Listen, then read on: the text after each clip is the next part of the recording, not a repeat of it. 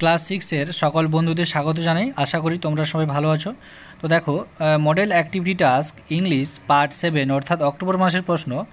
এখন আমরা ইংরেজির যে প্রশ্নটা এখন পুরো সম্পূর্ণ সমাধান করব।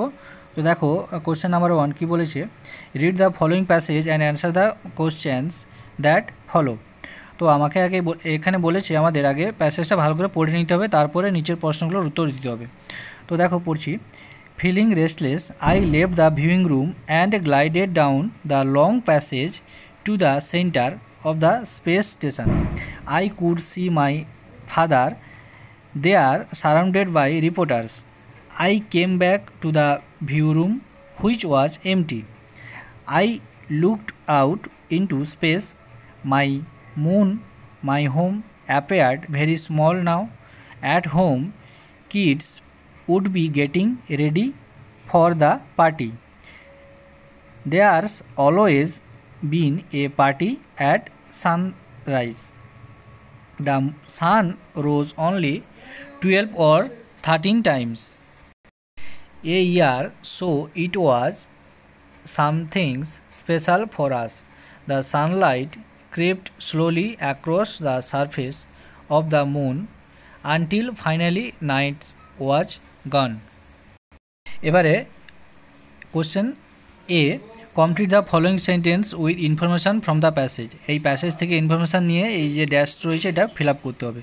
কী বলেছে, একে দা কী বলেছে, এখানে 3টা প্রশ্ন রয়েছে, 3টা প্রশ্নের জন্য এখানে 3 নম্বর রয়েছে, 1 নম্বর করে প্রতিটা প্রশ্নের মান। তো দেখো, একে দা বলেছে the narrator left the viewing room because, তো উত্তরটা আমি দেখাচ্ছি। উত্তরটা হবে, তোমরা দেখতে পাচ্ছ, হি ওয়াজ ফিলিং রেস্টলেস।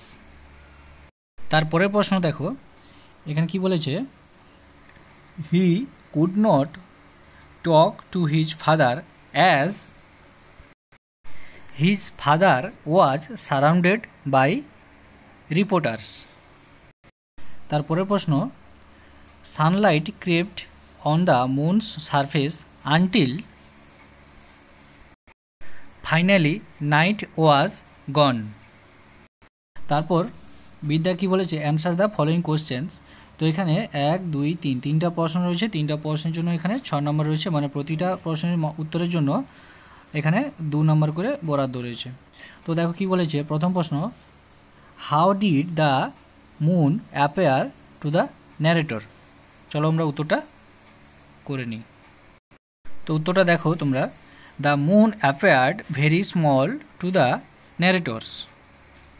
তারপর 2 কী বলেছে, when would there be a party in moon. তো দেখো, there's always been a party at sunrise in moon. তারপরের প্রশ্ন, why was the sunrise special for the residents of moon.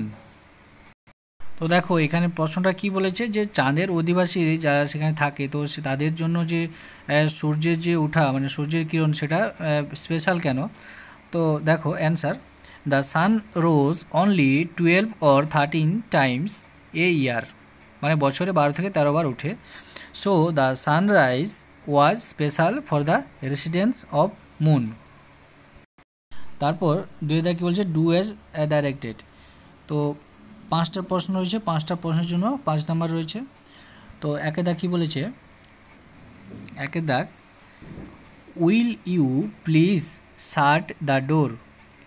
এখানে কী করতে হবে বলেছে, replace the underline word with its antonyms, মানে যে দাগ দেওয়া আছে নিচে আন্ডারলাইন করা আছে, এই যে শার্ট এর বিপরীত শব্দ এখানে বসাতে হবে, শার্টের বিপরীত শব্দ দিয়ে সেন্টেন্সটা করতে হবে। তো দেখো এখানে যে শার্ট আছে, শার্টের বিপরীত শব্দ আমরা জানি, শার্ট মানে বন্ধ, আর এখানে যে তা কী হবে, ওপেন হবে।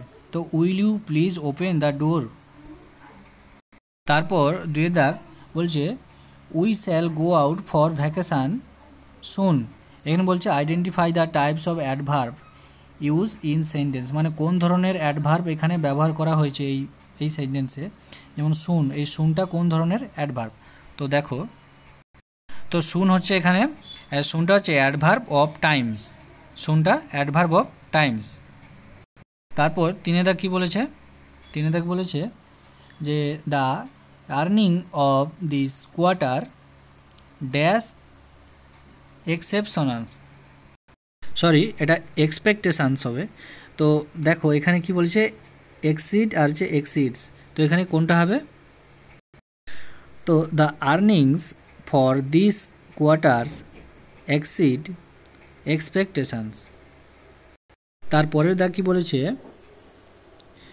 Hour guest is dash European, এখানে বলছে filling the blanks with indefinite আচ্ছা আর্টিকেল, আর্টিকেল মানে এখানে এন বসাতে হবে। তো এটাই হবে যে our guest is a European. তারপরে দা কি বলেছে মে গড ব্লেস ইউ, এখানে বলছে identify the type of sentence, এটা কোন ধরনের সেন্টেন্স সেটা করতে বলেছে। তো দেখো মে গড ব্লেস ইউ এটা হচ্ছে অপটেটিভ সেন্টেন্স। একেবারে শেষ প্রশ্ন মানে 3 দাগ কি বলেছে developed a story in about 60 words using the following outlines, add a suitable title to your story। এখানে যে পয়েন্টসগুলো দেওয়া আছে এই পয়েন্টসগুলো দেখে দেখে গল্প বানাতে হবে। তো তারপর একটা নিজের মতো করে মানে সুইটেবল একটা টাইটেল দিতে হবে। তো কি বলেছে আউটলাইনগুলো, dog with piece of meat in mouth, cross a river bridge, sees his shadow, things another dog, barks, meats falls into the river. তো এবারে চলো আমরা এই হিন্টসগুলো দেখে দেখে আমরা একটা স্টোরি বানাই। তো দেখো আমরা স্টোরিটার হেডলাইন দিয়েছি মানে টাইটেল দিয়েছি এ গ্রিডি ডগ, মানে একটা লোভী কুকুর। তো দেখো one day a dog stole a piece of meat from a butcher's shop in the market and ran away with it. On the way he had to cross a bridge across a small stream. As he was running along the bridge, suddenly he looked down at his own shadow in the water of the stream. He thought it was another dog with another piece of meat in its mouth. He was easily tempted to see that piece of meat and thought of having that piece too. So he jumped upon his own shadow with a loud bark. As soon as he opened his mouth, the piece of meat dropped from his mouth and was taken away by the current of the steam. এখানে কে নিয়ে পালিয়ে গেল, তার মুখের যে মাংসের টুকরোটো সেটা নিচে পড়তেই সেই যে নদীর যে স্রোত সেটা নিয়ে পালিয়ে গেল।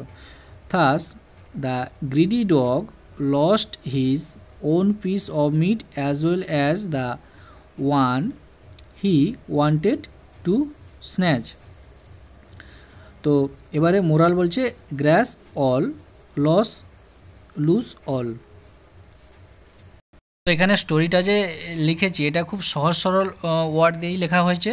তো তোমরা আশা করি বুঝতে পেরেছো। তো সবগুলো মানে সব মিনিংস করলে তো ভিডিওটা বিশাল লম্বা হয়ে যাবে।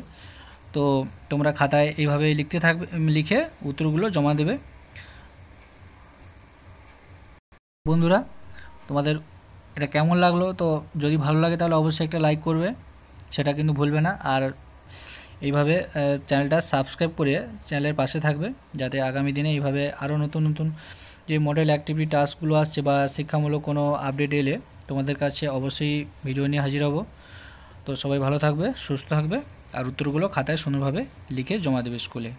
ধন্যবাদ।